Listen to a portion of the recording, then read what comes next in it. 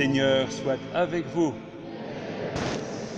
Évangile de Jésus-Christ selon saint Marc. En ce temps-là, Jésus regagna en barque l'autre rive, et une grande foule s'assembla autour de lui. Il était au bord de la mer. Arrive un des chefs de la synagogue, nommé Jaïr. Voyant Jésus, il tombe à ses pieds et le supplie instamment: « Ma fille, encore si jeune, est à la dernière extrémité. Viens lui imposer les mains pour qu'elle soit sauvée et qu'elle vive. » Jésus partit avec lui, et la foule qui le suivait était si nombreuse qu'elle l'écrasait. Or, une femme qui avait des pertes de sang depuis 12 ans, elle avait beaucoup souffert du traitement de nombreux médecins, et elle avait dépensé tous ses biens sans avoir la moindre amélioration. Au contraire, son état avait plutôt empiré. Cette femme donc, ayant appris ce qu'on disait de Jésus, vint par derrière dans la foule et toucha son vêtement. Elle se disait en effet: « Si je parviens à toucher seulement son vêtement, je serai sauvée. » À l'instant, l'hémorragie s'arrêta et elle ressentit dans son corps qu'elle était guérie de son mal. Aussitôt, Jésus se rendit compte qu'une force était sortie de lui. Il se retourna dans la foule et il demandait: « Qui a touché mes vêtements ?» Ses disciples lui répondirent: « Tu vois bien la foule qui t'écrase, et tu demandes qui m'a touché. » Mais lui regardait tout autour pour voir celle qui avait fait cela. Alors, la femme, saisie de crainte et toute tremblante, sachant ce qui lui était arrivé, vint se jeter à ses pieds et lui dit toute la vérité. Jésus lui dit alors: « Ma fille, ta foi t'a sauvée. Va en paix, sois guérie de ton mal. » Comme il parlait encore, des gens arrivent de la maison de Jaïr, le chef de synagogue, pour lui dire à celui-ci: « Ta fille vient de mourir. À quoi bon déranger encore le maître ?» Jésus, surprenant ces mots, dit au chef de synagogue: « Ne crains pas, crois seulement. » Il ne laissa personne l'accompagner, sauf Pierre, Jacques et Jean, le frère de Jacques. Ils arrivent à la maison du chef de synagogue. Jésus voit l'agitation et des gens qui pleurent et poussent de grands cris. Il entre et leur dit: « Pourquoi cette agitation et ces pleurs? L'enfant n'est pas morte, elle dort. » Mais on se moquait de lui. Alors, il met tout le monde dehors, prend avec lui le père et la mère de l'enfant et ceux qui étaient avec lui. Puis, il pénètre là où reposait l'enfant. Il saisit la main de l'enfant et lui dit: « Talitha, koum », ce qui signifie: « Jeune fille, je te le dis, lève-toi. » Aussitôt, la jeune fille se leva et se mit à marcher. Elle avait en effet 12 ans. Ils furent frappés d'une grande stupeur. Et Jésus leur ordonna fermement de ne le faire savoir à personne, puis il leur dit de la faire manger. Acclamons la parole de Dieu.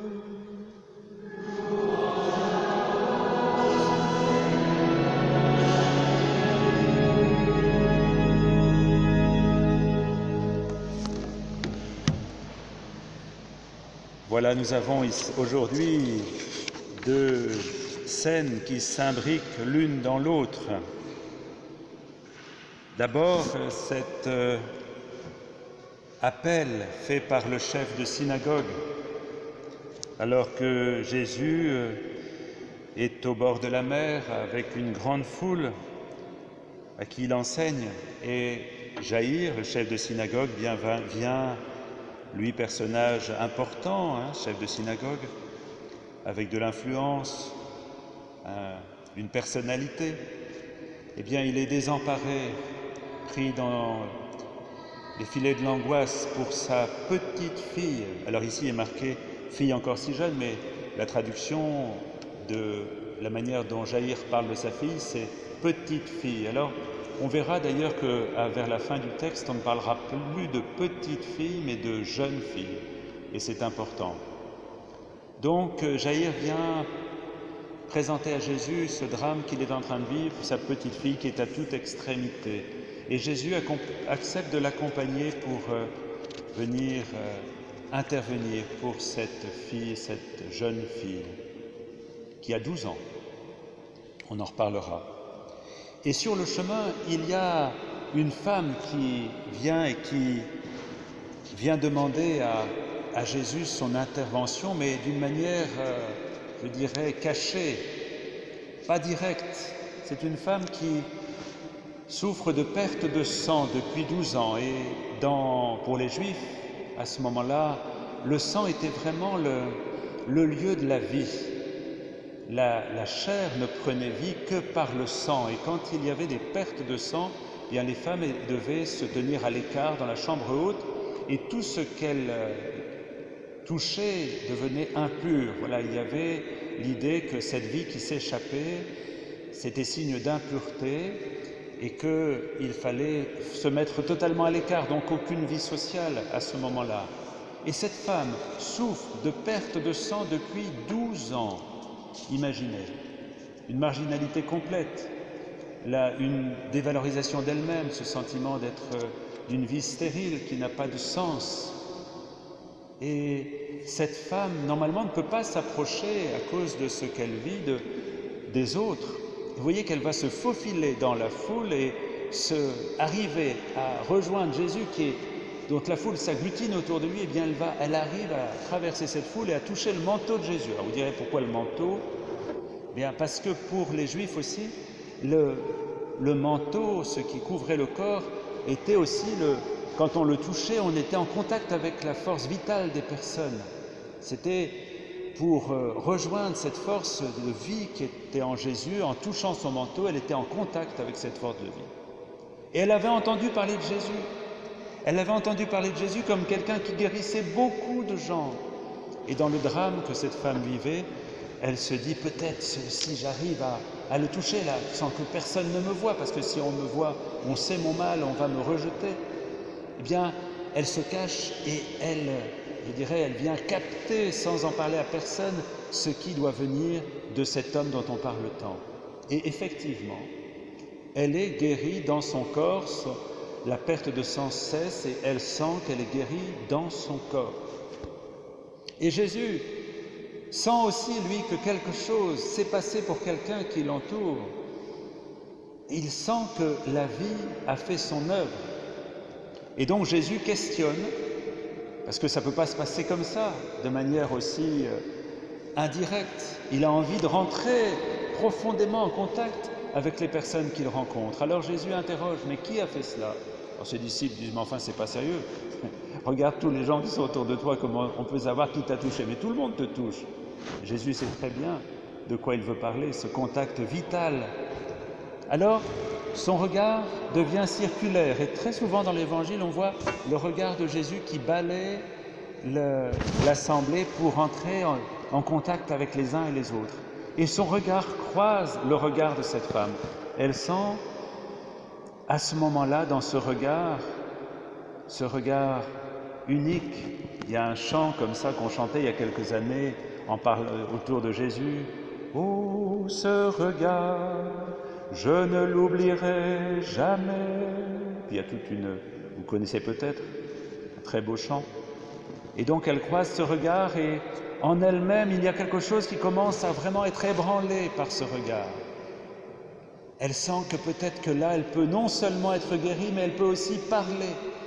Peut-être que là, elle sera accueillie vraiment, alors qu'elle est rejetée depuis si longtemps, rejetée d'elle-même, rejetée des autres.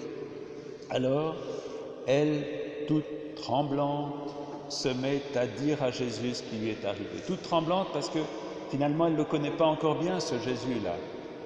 Elle sent bien ce qui s'est passé, mais peut-être qu'il va la rejeter, critiquer le geste qu'elle a posé, qu'elle n'aurait pas dû poser, elle n'aurait pas dû le toucher dans l'état où elle était. Alors malgré tout, la confiance commence à naître et elle dit à Jésus le fond de son être, de sa blessure, de sa souffrance et aussi de ce qu'elle a senti comme guérison.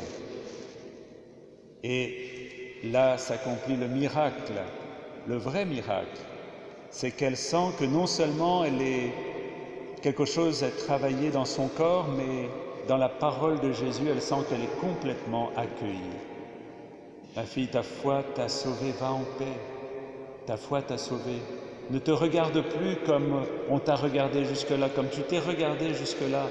Tu es guérie, ta foi t'a sauvée, la confiance que tu as mis en moi la confiance que tu as eue pour venir jusqu'à moi.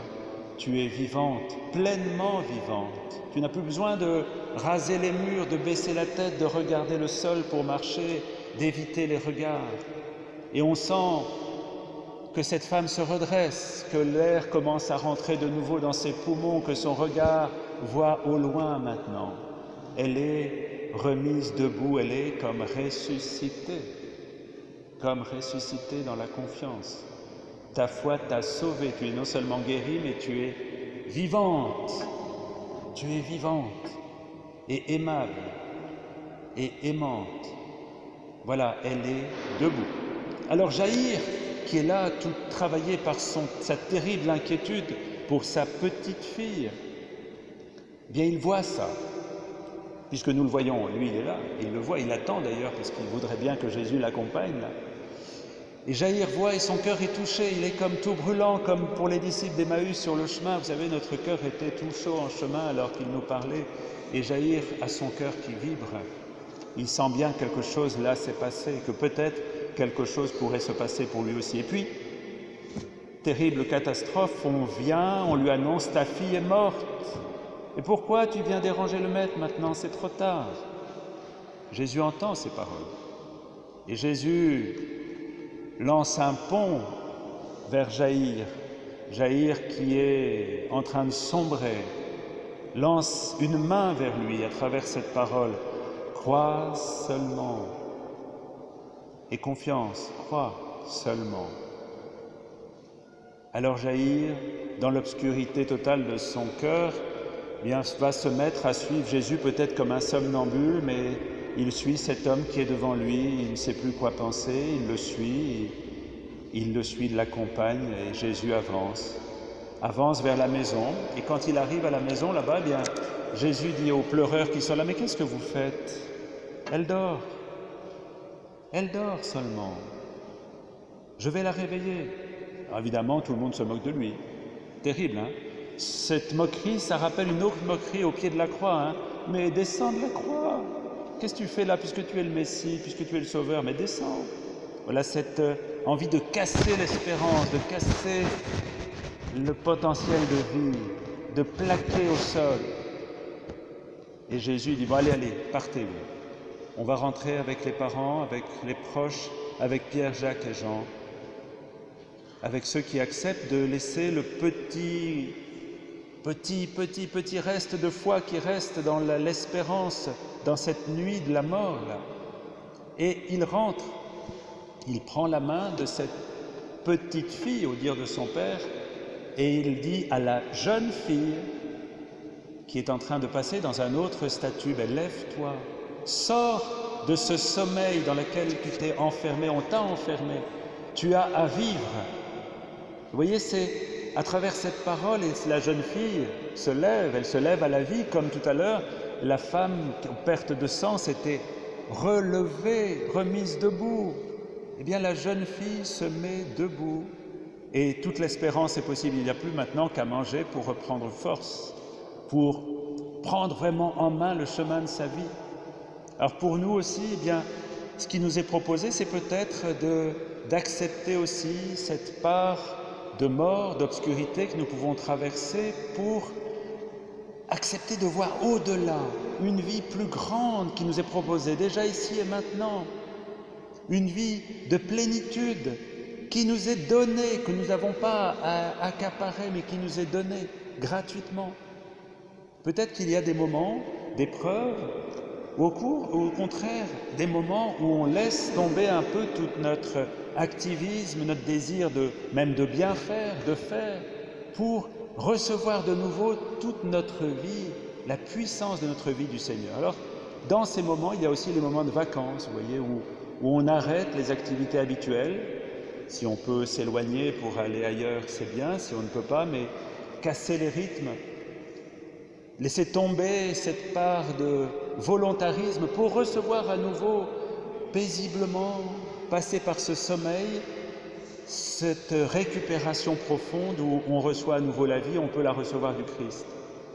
Donc, peut-être qu'il faut qu'on pense si vous voulez, pendant ces mois d'été, à peut-être reprendre la parole de Dieu, prendre des temps gratuits de silence, s'asseoir paisiblement, recevoir une vie à nouveau pour pouvoir rebondir dans une force de vie qui ne vient pas simplement de nous, mais d'un autre, de celui qui est venu nous chercher, comme il a été chercher la femme au père de sang, qui m'a touché, comme il est allé chercher cette jeune fille écrasée pour la susciter, lève-toi. Et que le Seigneur nous donne d'avoir au cœur de tout ce que nous vivons une confiance de plus en plus profonde. Il nous veut vivants, il peut nous rendre vivants, à nous de mettre notre main dans sa main.